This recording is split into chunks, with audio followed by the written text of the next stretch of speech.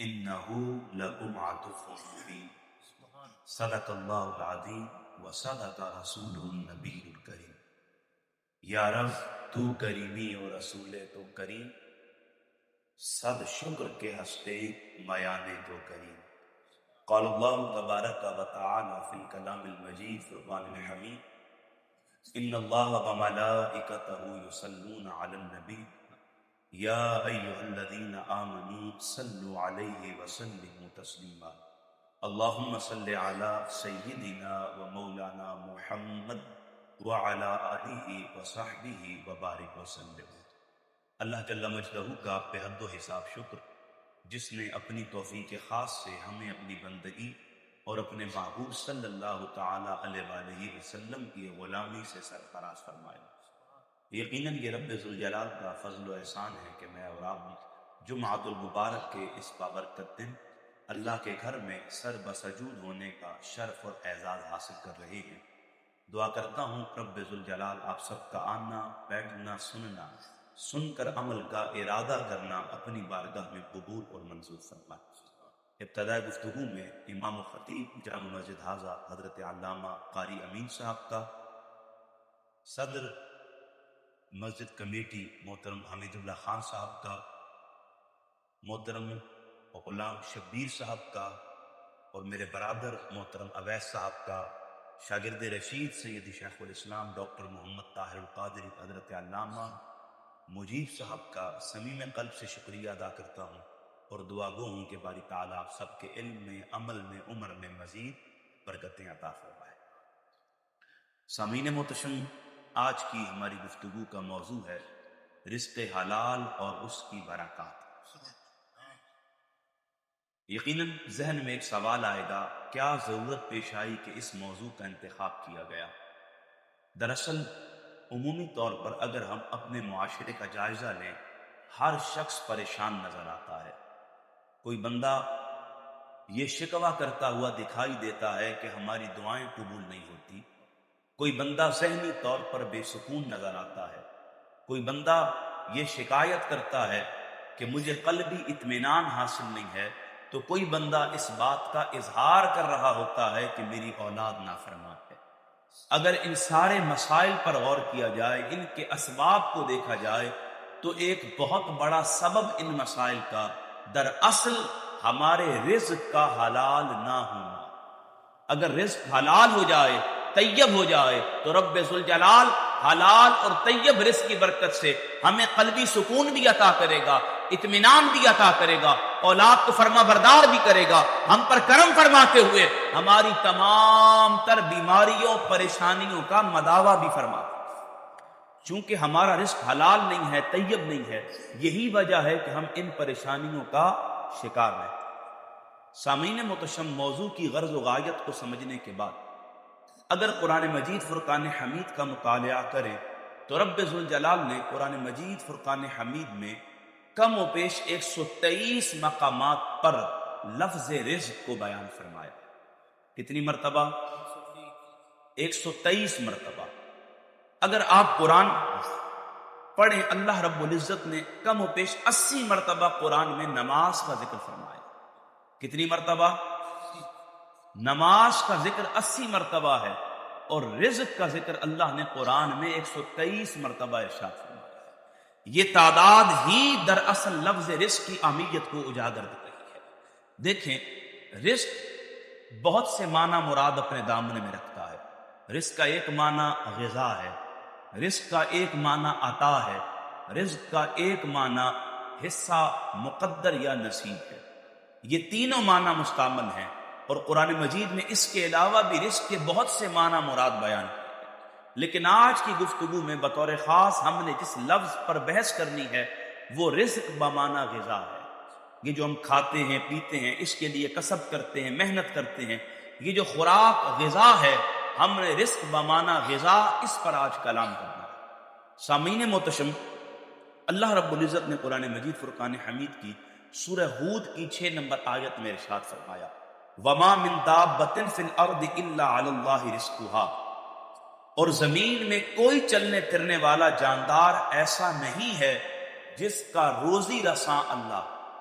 آپ تصور کیجئے زمین پر چلنے والا ہر جاندار، حتیٰ کہ صرف زمین کی تہ پر نہیں بلکہ زمین کے نیچے، زمین کے اوپر، سمندر کی تہ میں، آسمان میں اڑتے پرندے، ہر وہ مخلوق جسے رب نے وجود عطا کیا ہے، وہ جس بھی سطح پر، زمین کے نیچے، زمین کے اوپر، سمندر کی تہ میں، حتیٰ کہ ہوا میں بھی ہو، اللہ رب العزت اسے بہم رزق پہنچانے میں اللہ ہی ہے جو ان کے رزق کا اہتمام کرتا ہے۔ تو سامعین محتشم، ہم نے جس لفظ پر کلام کرنا ہے وہ رزق بمعنی غذا ہے، اور اللہ رب العزت نے وہ معنی قرآن مجید فرقان حمید میں ہمیں ارشاد فرما دیا۔ دیکھیں اللہ رب العزت نے قرآن مجید فرقان حمید میں رزق کا ایک معنی متعین کرنے کے بعد ہم پر یہ ذمہ داری عائد کی کہ ہم رزق حلال اور اس کی برکات اس کو سمجھیں۔ دیکھیں امام راغب اصفہانی رحمۃ اللہ تعالی علیہ فرماتے ہیں کہ بنیادی طور پر رزق کی دو قسمیں ہیں، ایک رزق حلال ہے اور ایک رزق حرام۔ رزق حلال اس کے ذیل میں پھر مزید تین قسمیں ہیں، واجب، مستحب اور مباح۔ رزق حلال یقیناً سب کو سمجھ آتا ہے، سوال پیدا ہوتا ہے کہ پھر واجب کیا ہے، مستحب کیا ہے اور مباح کیا ہے۔ دیکھیں واجب رزق سے مراد جب بندہ ضروریات زندگی کے لیے رزق کا حصول اپنے لیے آسان بناتا ہے تو وہ واجب کو ادا کر رہا ہوتا ہے۔ ضروریات زندگی سے نکلنے کے بعد جب بندہ آسائش کے لیے، سہولیات کے لیے رزق کا حصول اپنے لیے آسان بنائے تو وہ مستحب کو پورا کر رہا ہوتا ہے، اور جب بندہ زیب و زینت اور نمائش کے لیے رزق کا حصول اپنے لیے آسان بنائے تو وہ مباح کا حکم پورا کر رہا ہوتا ہے۔ رزق حلال کے نیچے رزق کی تین اقسام ہیں، واجب، مستحب اور مباح۔ ضروریات زندگی کے لیے رزق حاصل کرنا ہر بندے پر واجب ہے، پھر ضروریات زندگی سے بڑھ کر ہر بندہ چاہتا ہے کہ اب اس کی زندگی کے اندر کچھ سہولیات آئیں۔ اگر پہلے اس کے گھر کی خواتین لکڑیوں پر آگ لگا کر روٹیاں پکاتی تھی، گھر کے معمولات کو ادا کرتی تھی، سالن پکاتی تھی، اب وہ چاہتا ہے کہ کوئی چولہا لے لیا جائے، کوئی ایسا نظام وضع کیا جائے کہ ان گھر کی خواتین کو سہولیات اور آسانی فراہم کی جا سکے۔ تو سہولیات کے لیے رزق کمانا یہ مستحب کہلاتا ہے۔ اب بندہ چاہتا ہے سہولیات بھی اسے حاصل ہو گئی، لیکن اب ایک گھر کے ہوتے ہوئے جس میں زندگی کی ساری ضروریات اسے میسر ہیں، اب وہ چاہتا ہے ایک مزید گھر خریدا جائے، ایک مزید گاڑی دی جائے، مزید بینک بیلنس بنایا جائے۔ جب وہ بندہ نمود و نمائش اور آسائش میں پڑنے کے لیے رزق کی کوشش کرتا ہے تو وہ مباح کے حکم کو پورا کر رہا ہے۔ اچھا، ان تینوں احکامات میں یہ بات ذہن نشین رکھنی چاہیے کہ مستحب، مباح، واجب، یہ تینوں ذرائع وہ ہیں جو رزق حلال میں آتے ہیں، ان میں ایک ذرہ بھی رزق حرام کا داخل نہیں۔ یعنی واجب ضروریات کے لیے، سہولیات کے لیے اور آسائشوں کے لیے بھی رزق کمانا یہ دراصل رزق حلال ہی کا حصہ۔ کوئی بندہ یہ نہ خیال کرے کہ اگر کسی کے پاس ایک گھر تھا اس نے دوسرا گھر لے لیا تو اس نے کوئی حرام کام کیا، نہیں۔ کسی کے پاس ایک گاڑی تھی اس نے دو گاڑیاں لے لی تو اس نے حرام کام کیا، نہیں۔ اگر اس کے پاس ایک گاڑی ہے، اس کی سہولت کو پورا کر رہی ہے، لیکن وہ مزید آسائش اور نمائش کے لیے اگر گاڑی لیتا ہے تو یہ گاڑی لینا حرام نہیں، یہ بھی حلال ہے، لیکن حلال کی کیٹیگری مباح کی۔ اللہ رب العزت نے رزق کی ان تین اقسام کو سمجھانے کے بعد پھر مزید رزق کی وضاحت قرآن مجید میں ارشاد فرمائی، رزق کی اہمیت کو بیان، رزق کی فضیلت کو بیان۔ اللہ رب العزت نے قرآن مجید فرقان حمید میں سورہ بقرہ کی 168 نمبر آیت میں رزق حلال کی اہمیت کو اجاگر کیا۔ یہ وہی آیت ہے جو میں نے ابتدائے گفتگو میں عنوان موضوع کے طور پر آپ کے سامنے تلاوت کی۔ اللہ رب العزت نے ارشاد فرمایا، یا ایھا الناس، اے لوگوں، کلوا مما فی الارض حلالا طیبا، حلال اور طیب چیزوں میں سے کھاؤ، ولا تتبعوا خطوات الشیطان، اور شیطان کے پیچھے نہ چلو۔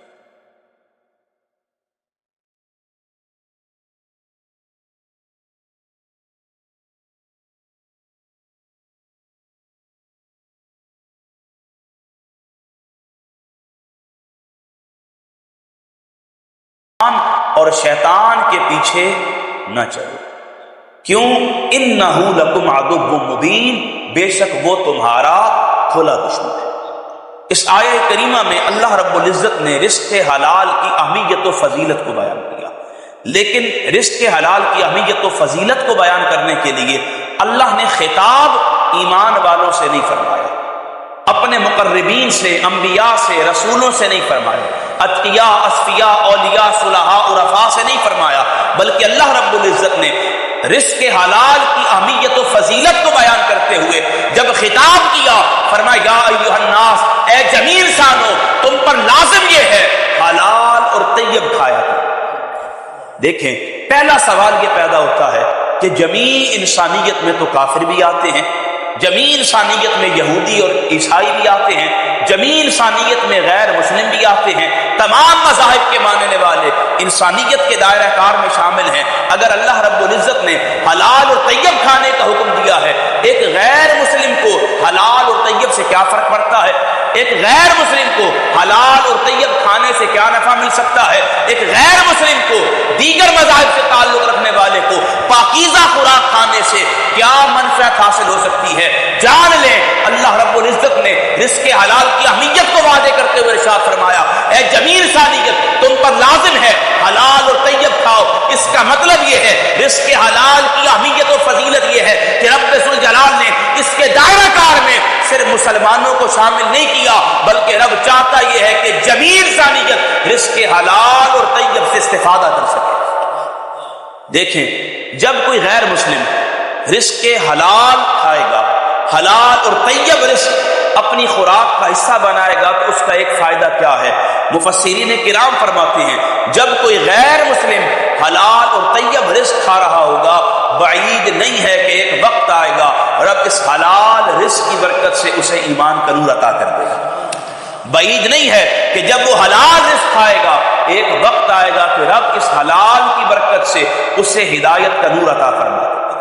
تو سامعین محتشم، ایک تو اللہ نے جمیع انسانیت سے خطاب کیا، پھر اسی آیت کے آخر میں اللہ نے فرمایا وَلَا تَتَّبِعُوا خُطُوَاتِ الشَّيْطَانِ، اور شیطان کی پیروی نہ کرو۔ اس کا مطلب یہ ہے کہ جو بندہ حلال اور طیب نہیں کھاتا وہ شیطان کی پیروی کر رہا ہوتا ہے، اور جو بندہ حلال اور طیب کھا رہا ہوتا ہے دراصل وہ رحمان کی پیروی کر رہا ہوتا ہے۔ اللہ رب العزت نے یہ اصول بھی ہمیں سمجھا دیا کہ ایمان والوں کا وصف خاصہ یہ ہوتا ہے وہ حلال اور طیب کھاتے ہیں، رحمان کی پیروی کرتے ہیں، اور بدبختوں کا خاصہ یہ ہوتا ہے وہ حرام کھاتے ہیں اور شیطان کی پیروی کر رہے ہیں۔ تو سامعین محتشم، اللہ نے اس آیت میں جمیع انسانیت کو خطاب کرتے ہوئے رزق حلال کی اہمیت و فضیلت کو بیان کیا۔ دیکھیں، آپ رزق کھاتے ہیں، اس کی وجہ کیا ہے کہ جسم کو توانائی ملے، جسم کو طاقت ملے، جسم نشو اور نما پائے، اور جسم اللہ کی عبادت کے لیے ہمہ وقت تیار رہ سکے۔ رزق کھانے کا مقصد کیا ہے کہ ہم اللہ کی عبادت کر سکیں، معمولات زندگی کو ادا کر سکیں، خندہ پیشانی کے ساتھ اپنا سر اللہ کی بارگاہ میں جھکا سکیں۔ اللہ رب العزت نے پھر اسی رزق کو قرآن مجید کی سورہ النحل میں اپنی عبادت کے ساتھ خاص کیا۔ کس انداز میں؟ اللہ رب العزت نے فرمایا فَكُلُوا مِمَّا رَزَقَكُمُ اللَّهُ حَلَالًا طَيِّبًا، سو اللہ تعالیٰ کے دیے حلال طیب رزق میں سے کھاؤ، وَاشْكُرُوا نِعْمَتَ اللَّهِ إِن كُنتُمْ إِيَّاهُ تَعْبُدُونَ، اور اللہ کی نعمت کا شکر ادا کرو اگر تم صرف اسی کی عبادت کرتے۔ دیکھیں، جب کوئی بندہ رزق کھاتا ہے، رزق کھانے کے بدل میں اس پر لازم یہ ہے کہ وہ اللہ کا شکر بھی ادا کرے اور اس کی عبادت کا حق بھی ادا کرے۔ کیوں؟ رب ذوالجلال نے اس رزق کو اپنی بندگی اور عبادت کے ساتھ خاص فرمایا۔ کس کے ساتھ خاص فرمایا؟ اپنی بندگی اور عبادت کے ساتھ۔ اللہ رب العزت نے فرمایا فَكُلُوا مِمَّا رَزَقَكُمُ اللَّهُ حَلَالًا طَيِّبًا، سو اللہ کے دیے حلال طیب رزق میں سے کھاؤ۔ کیوں؟ وَاشْكُرُوا نِعْمَتَ اللَّهِ إِن كُنتُمْ إِيَّاهُ تَعْبُدُونَ، اور اللہ کی نعمت کا شکر ادا کرو اگر تم صرف اسی کی عبادت کرتے ہو۔ یہ آیت بتا رہی ہے کہ رب ذوالجلال ہم پر یہ ذمہ داری عائد کر رہا ہے کہ اگر ہم رزق کھاتے ہیں، رزق کھانے کی طاقت اللہ نے ہمیں عطا کی ہے، قوت توفیق بخشی ہے رزق کی، تو ہم پر پہلی ذمہ داری یہ عائد ہوتی ہے کہ ہم اس کا رزق بھی کھائیں، اس کا شکر بھی ادا کریں اور اس کی عبادت بھی کرتے رہیں۔ دیکھیں اس آیت میں ایک لفظ آیا رزقکم، یہ الفاظ بتا رہے ہیں کہ اے بندے تیرے پاس جو کچھ بھی رزق کی صورت میں موجود ہے اس میں تیرا کوئی کمال نہیں۔ بندہ اگر یہ خیال کرے کہ یہ رزق میں نے کمایا ہے، میں نے محنت کی ہے، میں نے مشقت کی ہے اور میں نے اپنا جسم جلا کر اپنی محنت کے بعد یہ رزق حاصل کیا ہے، اگر کوئی بندہ یہ سمجھتا ہے کہ یہ رزق میری محنت کا صلہ ہے تو اسے یہ بات جان لینی چاہیے نہیں، دراصل رزق اس کی محنت پر اللہ کی عطا ہے، رزق اللہ کی عطا ہے۔ اللہ یہ رزقکم یہ الفاظ استعمال کر کے ہمیں سمجھانا چاہتا ہے، اے بندو یہ بات ذہن نشین کر لو، جو بندہ بھی محنت کرتا ہے، جو بندہ بھی اپنا جسم جلاتا ہے، جو بندہ بھی اپنے بچوں کے لیے مزدوری کرتا ہے اور محنت کرنے کے بعد ان کے لیے رزق کا اہتمام کرتا ہے، وہ قطعاً یہ خیال نہ کرے کہ یہ اس کا کسب ہے، یہ اس کی محنت کا نتیجہ ہے، یہ اس کی کوشش کا ثمر ہے۔ نہیں نہیں نہیں، یہ سارا کچھ جو رزق کی صورت میں اس کے پاس موجود ہے یہ اس کی محنت کا نتیجہ نہیں بلکہ رب کا اس کو عطا کرنا ہے، رب کی عطا ہے جو اسے رزق کی صورت میں حاصل ہو۔ کیوں؟ وجہ یہ ہے اگر رب صحت عطا نہ کرتا تو کیا یہ بندہ محنت کر سکتا تھا؟ رب اگر توفیق نہ دیتا تو کیا یہ بندہ جسارت کر سکتا تھا؟ رب اگر ہمت عطا نہ کرتا تو کیا یہ کسب معاش کے لیے گھر سے نکل سکتا تھا؟ نہیں۔ اگر رب کی توفیق نہ ہو بندہ ناک پر بیٹھی مکھی اڑانے کی بھی جرت نہیں رکھتا ہے۔ لہذا جو کچھ ہمارے پاس رزق کی صورت میں موجود ہے یہ اللہ کی عطا ہے، اور ہم پر لازم یہ ہے کہ اس عطا کے بعد ہم اس کا شکر بھی ادا کریں اور اس کی بندگی کا حق بھی ادا کریں۔ اللہ رب العزت نے اگلی آیت میں سورہ مائدہ کی ابتدائی حصہ یہی ہے جو میں نے پہلے پڑھا، وَكُلُوا مِمَّا رَزَقَكُمُ اللَّهُ حَلَالًا طَيِّبًا، اور اللہ تعالیٰ کے لیے حلال طیب رزق سے کھاؤ۔ ابتدائی حصہ وہی ہے، لیکن آگے اللہ نے فرمایا وَاتَّقُوا اللَّهَ الَّذِي أَنْتُمْ بِهِ مُؤْمِنُونَ، اور اللہ سے ڈرتے رہو جس پر تم ایمان رکھتے ہو۔ پہلے اللہ نے رزق کو اپنی بندگی کے ساتھ خاص فرمایا، یہاں اللہ نے رزق کو تقوی کے ساتھ خاص فرمایا۔ اگر کوئی بندہ ساری عمر اللہ کی عبادت کرتا رہے، ریاضت میں پڑا رہے، مجاہدہ، تقوی، طہارت، خشوع، خضوع اور بندگی کے آداب بجا لاتا رہے، لیکن اگر اس کا رزق حلال نہیں ہے، طیب نہیں ہے، تو وہ یہ بات جان لے اگر رزق حلال اور طیب نہ ہوا ساری عمر کی عبادتیں رائگاں ہو جائیں گی، ساری عمر کی محنتیں ضائع ہو جائیں گی، ساری عمر کی نمازیں منہ پر مار دی جائیں گی۔ اللہ ساری عبادتوں کے بدل میں، اس کی ریاضتوں کے بدل میں اسے کچھ بھی اپنی بارگاہ سے عطا انعام کی صورت میں نہیں کرے گا۔ کیوں؟ اگر اس کا رزق حلال اور طیب نہیں ہوا رب عبادتیں بھی قبول نہیں کرے گا، اسے تقوی کا نور بھی عطا نہیں کرے گا۔ ہاں اگر رزق حلال ہوا، طیب ہوا، رب کرم یہ فرمائے گا اسے ایمان کا نور بھی عطا کرے گا، اسے عبادت کا حسن بھی عطا کرے گا اور اس کے من کو تقوی سے بھی مزین فرما دے گا۔ سامعین محتشم، اب تک اللہ نے جمیع انسانیت سے خطاب کیا تھا۔ کن سے خطاب کیا تھا؟ جمیع انسانیت سے۔ اللہ رب العزت نے سورہ بقرہ میں ایک اور مقام پر تھوڑا انداز تبدیل کیا۔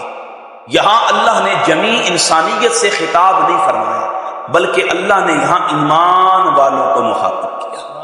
کنہیں مخاطب کیا؟ فرمایا یا ایھا الذین آمنوا کلوا من طیبات ما رزقناکم، اے ایمان والوں ان پاکیزہ چیزوں میں سے کھاؤ جو ہم نے تمہیں عطا کی۔ پہلے اللہ نے جمیع انسانیت کو حلال اور طیب کھانے کا حکم دیا، اب اللہ نے ایمان والوں کو حلال اور طیب کھانے کا حکم دیا۔ اس کا مطلب یہ ہے جو رب تمام انسانوں کو حلال اور طیب کھانے کا حکم دے رہا ہے، جبکہ انسانیت میں تمام مذاہب شامل ہیں، ہر مذہب کا ماننے والا انسانیت کے دائرہ کار میں شامل ہے۔ ایمان والوں کو سوچنا چاہیے اگر رب ساری انسانیت کو حلال اور طیب کھانے کا حکم دے رہا ہوگا پھر ایمان والوں کے لیے اس کی یہ تاکید کتنی مزید ہو رہی ہوگی، پھر ایمان والوں پر وہ کتنی اہم ذمہ داری عائد کر رہا ہوگا کہ ایمان والوں پر بدرجہ اتم یہ لازم ہے، اگر سارے انسان حلال اور طیب کھا رہے ہیں تو ایمان والے بدرجہ اولا حلال اور طیب کھانے کے مستحق ہیں۔ اللہ نے صرف ایمان والوں کو حلال اور طیب کھانے کا حکم نہیں دیا، بلکہ اللہ نے اپنے رسولوں کو، اولو العزم پیغمبروں کو بھی حلال اور طیب کھانے کا حکم دیا۔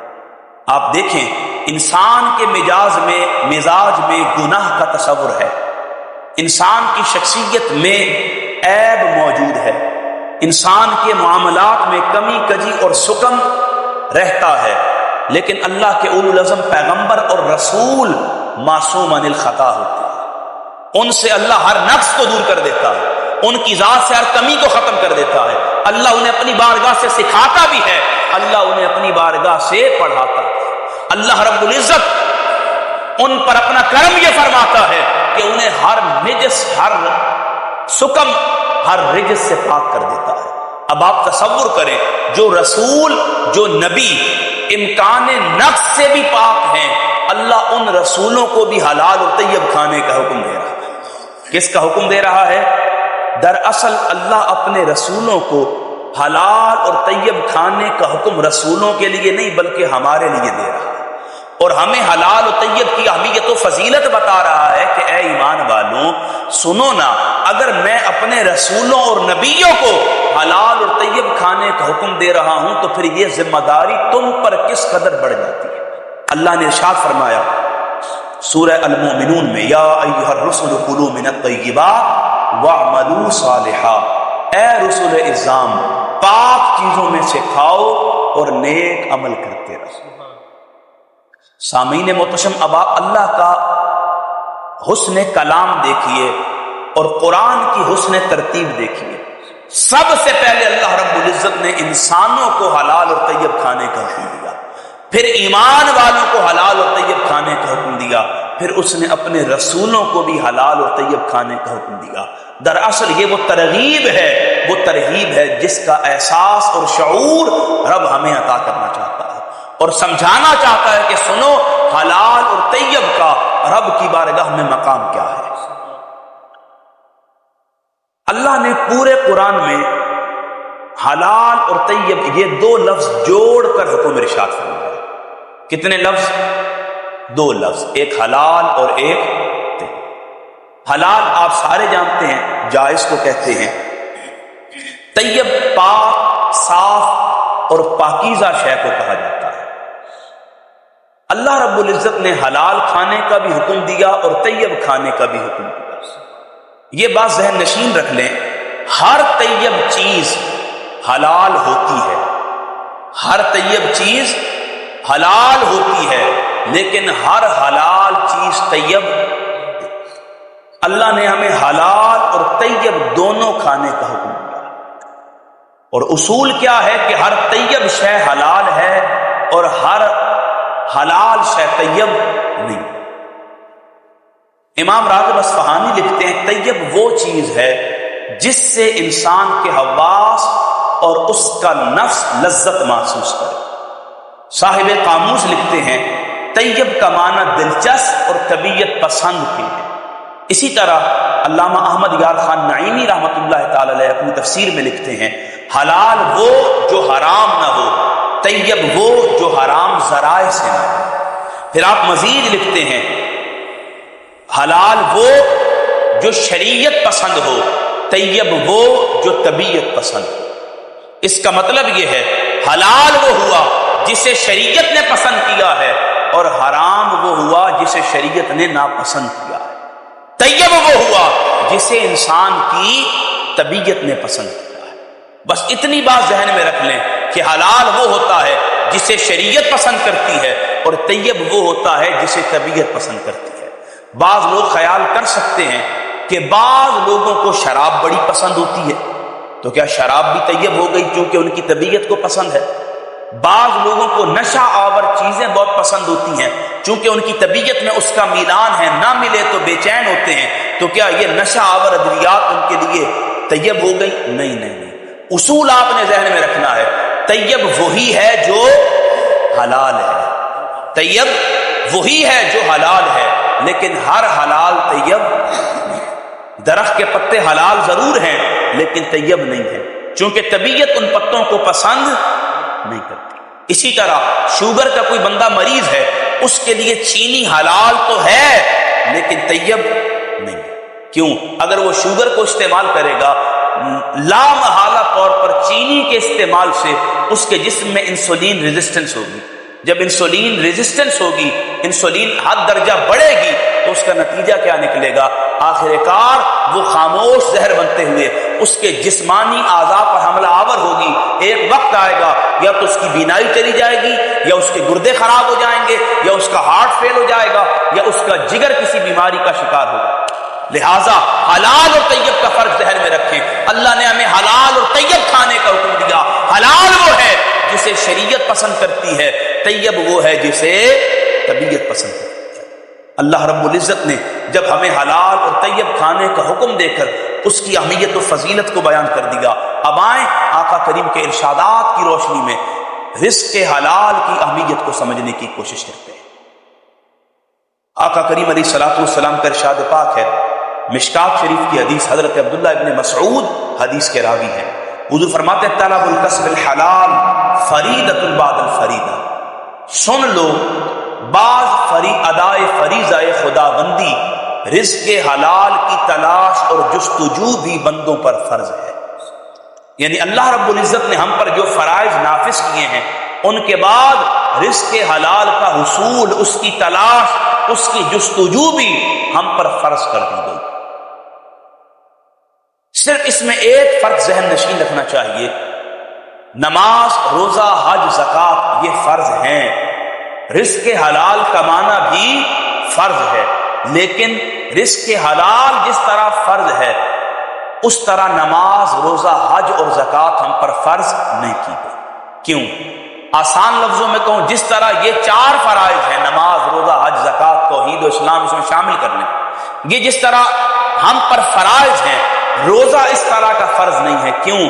اگر ان چاروں میں سے کسی ایک کا بھی انکار کر دیں، یا 5 ارکان ایمان میں سے کسی ایک رکن کا انکار کریں، اس کا انکار کرنا کفر بن جاتا ہے، اور اگر اس کو ترک کریں تو ترک کرنا فسق کہلاتا ہے۔ لیکن رزق حلال ایسا فرض ہے، اس کا ترک کرنا فسق نہیں ہے اور اس کا انکار کرنا کفر بھی نہیں ہے، یہ ہم پر فرض ہے۔ اللہ رب العزت نے صرف ترغیب و ترہیب کے لیے اپنے محبوب کے ذریعے ہمیں خبردار کیا، اور آقا کریم نے فرمایا سنو طلب کسب الحلال فریضۃ بعد الفریضہ، کہ رزق حلال کمانا بھی اللہ کے عطا کردہ فرائض کے بعد بندوں پر فرض کر دیا گیا ہے۔ یہ میں نے آپ کو ایک تفصیل کیوں بتائی، اس کی وجہ یہ ہے ابھی رمضان کا مہینہ گزرا ہے، لوگ مزدوری کرتے ہیں، ریڑیاں لگاتے ہیں، دکانوں پر کام کرتے ہیں، ملوں پر نوکری کرتے ہیں، یا بعض لوگ یہ اٹامک کا پلانٹ لگا ہوا ہے یہاں کام کرتے ہیں، روزہ نہیں رکھتے۔ آپ ان سے پوچھیں بھائی روزہ کیوں نہیں رکھا، تو وہ کہے گا یار وجہ یہ ہے کہ روزی کمانا بھی اپنے بچوں کے لیے فرض ہے، لہذا ایک فرض کے لیے دوسرے فرض کو چھوڑ دیا۔ یہ کوئی بہانہ نہیں ہے۔ اسی لیے فقہاء نے لکھا کہ رزق حلال فرض ہے، لیکن یہ نماز، روزہ، حج اور زکوٰۃ کی طرح فرض نہیں ہے۔ اگر کوئی بندہ رزق حلال کمانا ترک کر دیتا ہے وہ کافر نہیں ہوتا، لیکن اگر کوئی روزے کا انکار کرتا ہے تو وہ اسی لمحے کافر ہو جاتا ہے۔ لہٰذا رزق حلال کی اہمیت کو اجاگر کرتے ہوئے اسے بھی فرض قرار دیا گیا۔ اسی طرح آقا کریم علیہ الصلوۃ والسلام کا ارشاد پاک ہے، حضرت ابو ہریرہ حدیث کے راوی ہیں، آقا کریم نے فرمایا وہ شخص جو لکڑی کا گٹھا اپنی پیٹھ پر لاد کر لائے اس سے بہتر ہے جو کسی کے سامنے ہاتھ پھیلائے۔ آج کل ہماری قوم کا یہ وتیرہ بن چکا ہے کہ کیا پاکستان، کیا سعودیہ، کیا دبئی، کیا دنیا کا کوئی ملک، یہ وہاں جا کر آسان طریقہ لوگوں کے سامنے پیسہ کمانے کا ہاتھ پھیلانا جانتے ہیں۔ وہاں جاتے ہیں، ہاتھ پھیلانا شروع کر دیتے ہیں اور بھیک مانگ کر اس قوم کا نام بدنام کر رہے ہیں، جبکہ آقا کریم علیہ الصلوۃ والسلام نے صراحت کے ساتھ اس عمل کی مذمت فرمائی اور یہ ارشاد فرمایا کہ کوئی بندہ اپنی پیٹھ پر لکڑی کا گٹھا اٹھاتا ہے وہ اس سے بہتر ہے جو کسی کے سامنے اپنا ہاتھ پھیلاتا ہے۔ آقا کریم نے فرمایا، حضرت رافع حدیث کے راوی ہیں، عرض کرتے ہیں کہ آقا کریم کا ارشاد پاک ہے، حضور سے پوچھا گیا ای الکسب اطیب، یا رسول اللہ بتائیے تو صحیح کون سا کسب، کون سی کوشش سب سے زیادہ بہتر ہے، طیب ہے، پاکیزہ ہے؟ آقا کریم نے فرمایا عمل الرجل بیدہ، بندے کا وہ کام جو اپنے ہاتھ سے کرتا ہے یہ سب سے زیادہ پاکیزہ ہے۔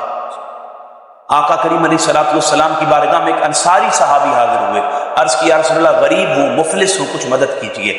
آقا کریم نے فرمایا تیرے پاس کوئی چیز موجود ہے؟ انہوں نے عرض کی حضور میرے پاس کچھ بھی نہیں ہے۔ آقا کریم نے فرمایا گھر میں کوئی شے ہے؟ انہوں نے کہا حضور گھر میں سوائے ایک بسترے کے جسے دن میں نیچے بچھاتے ہیں رات میں اوپر کر لیتے ہیں، اس بسترے کے اور ایک پانی کے برتن کے ہمارے پاس مزید کوئی شے بھی نہیں ہے۔ اب اپنے آپ پر قیاس کیجئے گا، وہ صحابی ہیں انصار کے، عرض کرتے ہیں آقا سوائے ایک بسترے کے کہ دن میں نیچے بچھاتے ہیں اور رات میں اسے اپنے اوپر کر لیتے ہیں، اور ایک پانی کے برتن کے جس میں ہم پانی پیتے ہیں، ہمارے گھر میں اور کوئی شے بھی موجود نہیں ہے۔ آقا کریم نے فرمایا جاؤ وہ لے کر آؤ۔ وہ صحابی گھر گئے، بسترا اٹھایا اور پانی کا برتن اٹھایا، آقا کی بارگاہ میں پیش کر دیا۔ حضور نے اس کی بولی لگائی، صحابہ سے فرمایا کون ہے جو اسے خریدے گا؟ ایک صحابی کھڑے ہوئے عرض کیا یا رسول اللہ میں 1 درہم میں خریدوں گا۔ آقا نے فرمایا مزید 3 مرتبہ آقا نے پکارا۔ ایک صحابی نے عرض کی حضور میں 2 درہم میں سے خریدتا ہوں۔ آقا نے اسے فروخت کر دیا۔ 1 درہم دیا، جاؤ اپنے بچوں کے لیے اناج خریدو اور گھر والوں کے حوالے کر دو، اور 1 درہم دیا، جاؤ بازار سے کلہاڑا خرید کر لاؤ۔ وہ صحابی گئے، کلہاڑا خریدا، آقا کی بارگاہ میں حاضر ہوئے۔ آقا کریم نے اپنے ہاتھ سے دست اقدس سے اس کلہاڑے میں دستہ فٹ کیا اور فرمایا جنگل میں جاؤ اور بالن کے لیے لکڑیاں لے کر آؤ۔ پھر وہ صحابی گئے، 10 دنوں کا آقا کریم نے انہیں وقت دیا۔ 10 دنوں کے بعد وہ صحابی حاضر خدمت ہوئے۔ آقا کریم نے فرمایا کیا معاملہ ہے؟ عرض کی حضور اب میرے پاس 10 درہم ہیں۔ آقا کریم نے فرمایا اس میں سے کچھ درہم اپنے پاس رکھ دو، کچھ کا گھر کے لیے سامان خرید دو اور کچھ سے اپنے لیے کپڑے خرید لو۔ آپ تصور کیجئے آقا کریم کس طرح ان کی تربیت فرما رہے تھے، اس امر کی جو ہم نے سب سے آسان جانا ہے، بھیک مانگنا، ہاتھ پھیلانا، در در پر سوال کرنا، جھولی پھیلا کر اللہ اور اس کے رسول کی ناراضگی بول لینا، جسے ہم نے سب سے زیادہ اقرب کر کے ہوئے اپنے لیے پسند کیا ہے، اللہ اور اس کا رسول کس قدر اس عمل کی مذمت فرما رہے ہیں۔ پھر آقا کریم نے فرمایا تیری یہ محنت کرنا تجھے اتنا فائدہ دے گی کہ تو اس کا اندازہ نہیں لگا سکتا، اور یہ اس سے بہتر ہے کہ قیامت والے دن تجھے بلایا جاتا اور ہاتھ پھیلانے کی وجہ سے تیرے ماتھے پر ایک نشان ہوتا جس سے لوگ تجھے پہچان لیتے یہ وہ بندہ تھا جو دنیا میں لوگوں کے سامنے ہاتھ پھیلایا کرتا تھا۔ سامعین محتشم، آقا کریم علیہ الصلوۃ والسلام نے، نبی رحمت نے ہمیں جو تعلیم دی ہے اس میں رزق حلال کی اہمیت کو نہ صرف اجاگر کیا گیا بلکہ وہ دیگر مضمون ذرائع جو اس رزق حلال کے راستے پر رکاوٹ تھے ان کی مذمت بھی کی گئی۔ 1-2 حدیثیں اس پر بات ختم کر دوں گا۔ حضرت عبداللہ ابن عباس رضی اللہ تعالیٰ عنہ حدیث کے راوی ہیں، آپ فرماتے ہیں کہ ایک بندہ آقا کریم کے قریب ہوا، ان النبی صلی اللہ علیہ وآلہ وسلم مر برجل ویدہ خشینہ، وہ آقا کے قریب ہوا تو آقا کریم نے اس نے حضور سے ہاتھ ملایا۔ آقا کریم نے محسوس کیا اس کے ہاتھ میں گڈھے ہیں، محنت کرنے کی وجہ سے اس کے ہاتھ سخت ہو چکے ہیں۔ حضور نے پوچھا ما ہذہ، بتا تو صحیح کہ یہ کیا ہے، تیرے ہاتھوں کی سختی کی وجہ، تیرے ہاتھوں میں جو سختی ہے اس کا سبب کیا ہے؟ وہ عرض کرتے یا رسول اللہ میں اس ہاتھ سے اپنے بچوں کے لیے روزگار کماتا ہوں، محنت کرتا ہوں، کسب کرتا ہوں، محنت کرنے کی وجہ سے، مزدوری کرنے کی وجہ سے میرے ہاتھوں پر یہ گٹھے بن گئے ہیں، میرے ہاتھوں پر یہ سختی آ گئی ہے۔ جب آقا کریم نے سنا فتقبلہ النبی، آقا کریم نے آگے بڑھ کر اس کے ہاتھوں کو چوم لیا۔ آپ تصور کیجئے ساری کائنات کے اعلیٰ ترین بندے جنہیں رب نے نبی اور رسول کا درجہ عطا کیا ہے، وہ جس رسول کا قرب پانے کے لیے ترستے رہے، ملائکہ جن کے تلووں کو چومنے کے لیے ترستے رہے، اپنے کافوری لب جن کے تلووں پر رکھنے کے لیے ساری عمر ترستے ہیں، قربان جاؤں اس رسول کو ایک محنت کش سے اتنی محبت ہے کہ وہ رسول آگے بڑھ کر اس مزدور کے ہاتھ چوم لیا کرتے ہیں۔ حلال کمانے کی، محنت کرنے کی، تگدو کرنے کی، طیب و پاکیزہ رزق اپنے بچوں کے لیے تلاش کرنا اللہ اور اس کے رسول کی بارگاہ میں اتنا مقرب ہے کہ رسول کریم نے نہ صرف اس کے ہاتھ چومے، پھر فرمایا ھذہ ید یحبھا اللہ ورسولہ ورسولہ، یہ وہ ہاتھ ہیں جن سے اللہ بھی محبت کرتا ہے، اس کا رسول بھی محبت کرتا ہے۔ آپ تصور کیجئے رزق حلال کی اہمیت و فضیلت کو، رزق حلال کمانے والے کو اللہ اور اس کے رسول کی بارگاہ میں اجر کیا مل رہا ہے، مقام کیا مل رہا ہے، اس کا وقار کتنا بلند ہو رہا ہے۔ لہٰذا ہم سب کو یہ بات سمجھنی چاہیے، غور و خوض کرنا چاہیے، اپنے احوال کا، واقعات کا، معاملات کا جائزہ لینا چاہیے کہ ہم کس قدر پستی کا شکار ہو رہے ہیں، کس قدر انحطاط پذیر اور کس قدر زوال پذیر ہوتے چلے جا رہے ہیں۔ ایک آخری حدیث جس پر میں نے بات کو ختم کرنا ہے، ابھی بہت ساری چیزیں تھیں جن کو بیان کرنا چاہتا تھا لیکن دامن وقت میں اپنی جگہ نہیں ہے، بس ایک آخری روایت حضرت ابن عباس سے مروی ہے۔ وہ کیا فرماتے ہیں کہ آقا کریم علیہ الصلوۃ والسلام نے فرمایا، جو شخص محنت و مزدوری سے تھک کر شام کرتا ہے، ایک بندہ ہے وہ مزدور ہے، مزدوری کر رہا ہے، شام کا وقت ہو گیا، تھک چکا ہے، آقا کریم فرماتے ہیں جو شخص محنت مزدوری سے تھک کر شام کرتا ہے، اللہ رب العزت اس شام کو اس کے لیے شام میں مغفرت بنا دیتا ہے۔ کیا بنا دیتا ہے؟ شام میں مغفرت۔ حلال اور طیب رزق کا اللہ کی بارگاہ میں مقام یہ ہے، حلال اور طیب رزق کمانے والے کا اللہ کی بارگاہ میں مقام یہ ہے کہ وہ سارا دن اپنے بچوں کے لیے محنت کرتا ہے، اپنے بچوں کے لیے روزگار کماتا ہے، اپنے بچوں کی نشو و نما کے لیے اپنا جسم جلاتا ہے، سارا دن وہ اپنی ذات کے لیے، اولاد کے لیے، اہل و عیال کے لیے محنت کرتا ہے، حلال اور طیب رزق کمانے کے لیے تگ و دو کرتا ہے، اس کی ساری محنت اس کی ذات کے لیے، اہل و عیال کے لیے ہے، لیکن اللہ کو اس کا عمل کتنا پسند ہے، اللہ یہ نہیں دیکھتا کہ یہ اپنے لیے، بچوں کے لیے محنت کر رہا ہے، اللہ رزق حلال و طیب کا جذبہ محبت دیکھتے ہوئے کرم یہ فرماتا ہے، شام بعد میں ہوتی ہے، رب اس کی مغفرت پہلے فرما دیتا ہے۔ لہٰذا سامعین محتشم، ہمیں غور کرنے کی ضرورت ہے۔ آج ہم میں سے ہر بندہ اپنی پریشانیوں کا شکوہ کرتا ہوا دکھائی دیتا ہے، کوئی کہتا ہے میری اولاد نافرمان ہو گئی ہے، کوئی کہتا ہے مجھے ذہنی بے سکونی ملتی ہے، کوئی بندہ اس بات کا اظہار کرتا ہے کہ میرے معاملات اچھے نہیں ہیں، کوئی بندہ اس بات کا اظہار کرتا ہے کہ میرے احوال و واقعات درست نہیں ہیں۔ ہر بندہ جو شکوہ کر رہا ہوتا ہے، یقیناً ان کے پیچھے بہت سے محرکات اور اسباب ہو سکتے ہیں، لیکن ان ساری پریشانیوں کا ایک سب سے بڑا سبب یہ ہے کہ ہمارا رزق حلال نہیں۔ اگر رزق حلال ہو جائے تو رب ذوالجلال کرم یہ فرماتا ہے، اس بندے کو ذہنی سکون عطا کر دیتا ہے، قلبی اطمینان عطا کر دیتا ہے، اس کی روح کو چین عطا کر دیتا ہے۔ رب کرم یہ فرماتا ہے، اس کی دعاؤں کو قبول کرنے لگ جاتا ہے، اس کو سجدوں کی لذت عطا کر دیتا ہے، اس کو تقویٰ کا نور عطا کر دیتا ہے، اس کی عبادت کو قبول کرنے والا بن جاتا ہے، اس کی دعاؤں کو قبول کرنے والا بن جاتا ہے۔ پھر رب کرم یہ فرماتا ہے کہ اسے اپنا قرب عطا کرتے ہوئے حلال و طیب رزق کی برکت سے اس کی بخشش و مغفرت بھی فرما دیتا ہے۔ لوگوں آؤ اس امر کو سمجھو، اپنی زندگی کی صحیح سمت کا تعین کرو، اپنے احوال و واقعات کو بہتر کرو اور اس بات پر غور کرو کہ حلال اور طیب رزق، اس کا حکم قرآن میں اللہ نے ہمیں اس لیے ارشاد فرمایا کہ ایمان والوں کا وصف یہ ہوتا ہے وہ حلال اور طیب کھا کر رحمان کی پیروی کر رہے ہوتے ہیں، بدبختوں کا شیوا یہ ہوتا ہے وہ نجس اور ناپاک و حرام رزق کھا کر شیطان کی پیروی کر رہے۔ لہٰذا ہم سب پر یہ ذمہ داری عائد ہوتی ہے کہ ہم رحمان کی پیروی کرتے ہوئے حلال اور طیب رزق کھانا شروع کرتے ہیں۔ آخر گفتگو میں مسجد کی من جملہ انتظامیہ کا،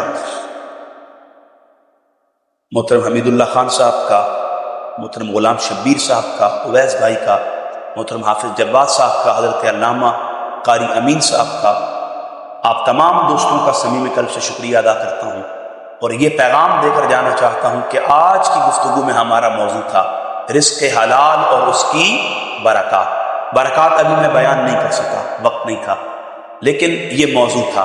اگلے درس عرفان القرآن میں یا اگلے خطاب میں ہماری گفتگو کا موضوع ہوگا رزق حرام اور اس کے نقصانات۔